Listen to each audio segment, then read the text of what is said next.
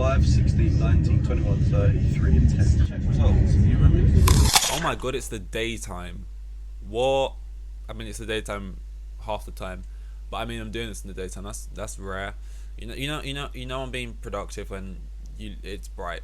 Pod a day, Doctor Away 179. I want to say, and I'm pretty good. How are you? You pretty good as well. That's great to hear. Um, unless you know, if you're a terrible person or you've done some heinous things, maybe that's not. Anyway, some mild things to talk about. Mild, very mild, just sort of Twitter stuff. I mean, in my own personal mind, I need a haircut so badly. I'm just getting rough as fuck. Like, it's just, I don't think I've had a trim in I probably have a haircut about 4 times a year, which I don't think is crazy. I don't know. I just feel like, I don't know. I'm not gonna say what I was gonna say, but basically, it's not enough. Realistically, it's not enough. But I find the barbers to be a very traumatic, not traumatic, but because people are gonna think that's I'm being serious, but a very I just don't like going to the barber. Basically, I find it very awkward. I'm not used to it. I don't like it. I just find it's just a very awkward experience for me. I don't like going through it. Like once you have the haircut and you leave, you're like, oh, it was worth it. It looks better, But I just hate going. It's like I can't teach myself. I just don't think I have that in my locker. I just need. I would need a close friend or family member to be good at cutting hair, but unfortunately, that is not the case. Um, but best I can do is buy friends or family gifts of like razors and stuff. Just try and nudge them in the direction of being like dropping like subliminal messaging of like cutting hair here at barber school. This that getting them into it. It's long game. It's long game. I really need to burp, but I don't want to do that to you guys. But that was okay. That was it. Oh, I don't. Yeah, that's it. Okay. Where else are we going with this? I can't really remember. Oh yeah. On a personal thing, I'm happy because I'm wearing a Chelsea kit right now.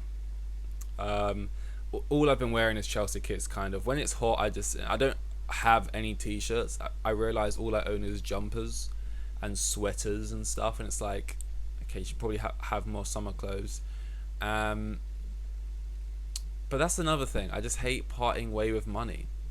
I hate parting way with money, and people call it cheap, right? People call it stingy. It's really not the case. It's really not true. I've been watching New Girl recently, which I know isn't like a new show or anything, but I've been watching a couple episodes of New Girl, the sitcom. Who's that girl? It's Jess, and like on that show, they call Nick like super stingy and stuff.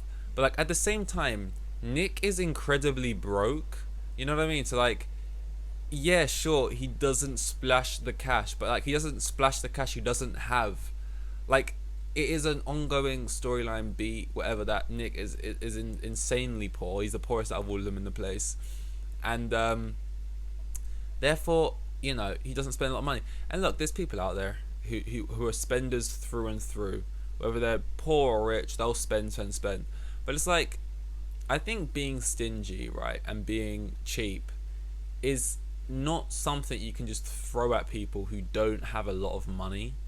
Like, I'm just being careful. Like, oh my god, it feels nice to actually have some pounds in the account. I don't want to automatically see it leave the second it comes in. You know what I mean? I feel like being cheap and stingy is a more thing within you. Like, whether you could win a lottery tomorrow and you still won't spend money. You could be like, you could be a millionaire and you still won't, you know, ever tip or like, and even in this country, tipping's not really a thing. But if you was rich, you'd tip because like I'm rich. Like, still won't want to pay for their share of the thing, or ever just get the taxi or cab or Uber for everyone, or ever just want to, it's like, I'm not, the only reason I'm so hate spending money is because it's just like, once you spend it, you haven't got any. And being like, when you're rich, if you spend it, it's fine because you got more. And I'm not like awfully down bad, really, man. Like, I'm just normal. I'm like everyone else. Majority of people are like this. But I don't want to spend it because now I have zilch. And oh my god, earlier this year it was so like, honestly, just trying to get around Like you can't even afford to get to a job interview and it's like, oh my fucking god, I got to walk here. It's gonna be like a 10 minutes on the train, 3-4 hour walk. Well, you got to do it. You go to the job interview. They don't even email you back. You're like, fuck this. You're sweating your fucking balls off. Probably didn't get the job because you stunk as shit because you were sweating your ass off just to get there. But no, I honestly keep losing train of thought. Oh my god. Okay, found it. Yeah. So that's why I don't buy clothes all the time when I probably should, like summer kind of clothes and those stories. I'm just wearing football shirts every day because it's the only kind of t-shirts currently inside the set of drawers, whatever. And why am I talking about football shirts? Chelsea finally they announced Nkunku. They're getting rid of a lot of players. Nkunku was signed ages ago. Apparently we're just shipping a bunch of players off to the Saudi Arabian League. I don't know if I don't really get it, but people are saying we're cheating, like because Newcastle's owners own, or like a big backer of one of our owners or something, and like it means that we can just ship off players who otherwise wouldn't want to be bought by anyone, but we can actually make decent money back on players who most teams don't want, but the Saudi Arabian League will take them and give us money for players where we shouldn't maybe be getting. I don't know. Apparently it's just bullshit, but I don't really know what's going on. But yeah, it's true. Most of our players are going to the Saudi Arabian League, and it's like, okay, we're actually making decent funds for it, raising decent funds. But yeah, Nkunku already had, because we're getting rid of like Mendy, Koulibaly, Ziyech, Kovacic, not to the Saudi Arabian League, but just a lot of players. And Nkunku's in, and Nkunku's an exciting one. I can't remember how much we bought him for. I'm just going to say like 50-60 million, but I have no idea. I thought that we paid a release clause, but I don't remember. It was so long ago now we actually signed him, but it's been officialed now. We've been linked to like keepers here and there, and like I think we're linked to some striker who's like 35 million. No one gives a fuck, but here we go. And it's like I don't really mind. Like honestly, Datro Fofana, I actually was impressed by what I saw from him. We never really saw him again, but I think a lot of people are like, "What? Why are you not signing Osimhen? Why are you not signing fucking top player?" It's like we've done that. We've done that so many times. Morata, Lukaku, Werner. And it's like, I know it's so easy to say, oh, you signed some black guy for like 30-something million who's not that heard of. And then it's just so easy to compare him to Drogba. But it is true, you know. I know we signed him for probably like 25, and back then 25 would have been obviously inflation and shit. But I don't know, man. Like in my mind, when you're linked to someone like a top striker, like one of the obvious best top strikers in the top 5 leagues, it's like, okay, well, we're just signing him based on the fact that he scores a lot of goals in whatever league that is, and it's obvious. Anyone if they had the funds would try and buy him as well, like any other team. So it's like, how much profiling, scouting has been done here, and how much of this is just, oh, he scores a lot of goals there, throw all the money at him and he'll just score the goals here. And it's like, it hasn't worked like that. It doesn't work like that. It hasn't worked like that so many times for us. So it's like, at least to an extent, I feel like if they found some guy for like 30 million in La Liga, I think, then surely some scouting must have gone through to be like, we want this guy for a reason. Like there must have been some kind of, and we brought in like direct scouting directors or directors of football or whatever, who were at Brighton, and Brighton had a really good scouting system going on. So it's like, surely they know what they're doing. So I'm just gonna back it basically. That's been going on. Another thing I've been going on, I saw some like really, I don't know how to say this in a polite way. Just know I'm not saying anything with mean intent, you know. But some fat woman on Twitter, on a podcast, you've probably seen it.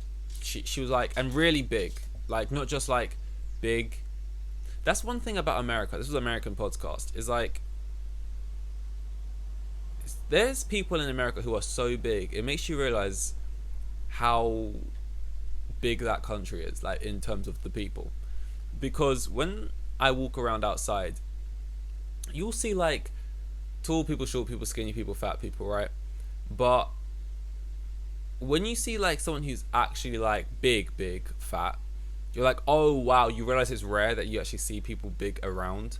Because the people who are big, it's like, I don't know, like a couple months working out, they'd probably just be over, like, it doesn't seem crazy. But anyway, this woman's on this podcast and she's like huge. She's just really big, right? and she's talking about how like she could get any man she wants because people fetishize fat people, and 95% or 95% she started like 100%, but then she's like, oh, you know what, I'll barter 95. Any man she wants, she tried it, she could probably get with him, right? And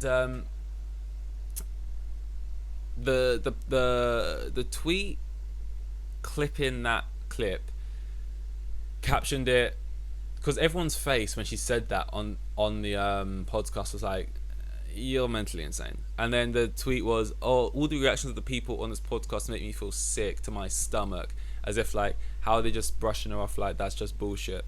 And then after that, a lot of people were kind of backing it up, saying, yeah, that's not bullshit, that's true.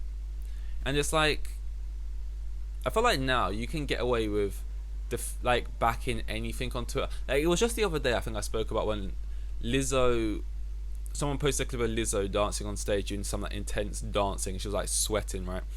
And it was like, the first person captioned it, how can you dance this much on tour like every day but still be that big? And then someone else tweeted underneath like, wow, it's as if exercise and eating healthy doesn't just make you lose weight. And then it was like, wait a minute, yeah, it does. Like, at first you read it, you're like, oh yeah, someone else just making a point, and everyone was like backing it, but then all of a sudden people started being like, wait a minute, wait, yes it does.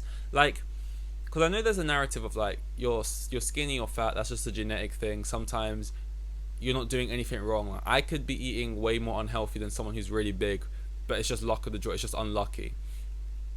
And I'm bare skinny. It's like, I could be eating more than someone who's bigger or more ideal weight, but it's like luck of the draw type thing, right? So I get that, but at the same time, if you eat less and work out more, you just would lose weight. That's just the science of it. So like, Twitter's a place where you can kind of just say anything with confidence and it goes.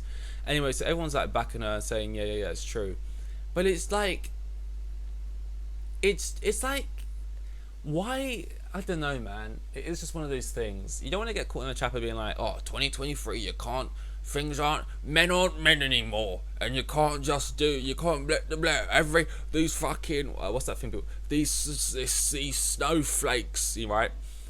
But there is a certain part of me that's like, damn, in 2023, it's like, anything can be true and any hot take can be lukewarm, you know?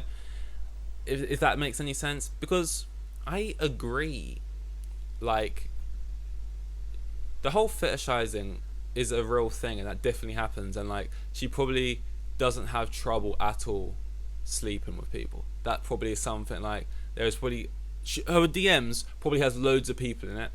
That's all true. Her DMs are probably full up with people in it. Like, probably could just get anyone, guy for every day of the week, every day of the year, right?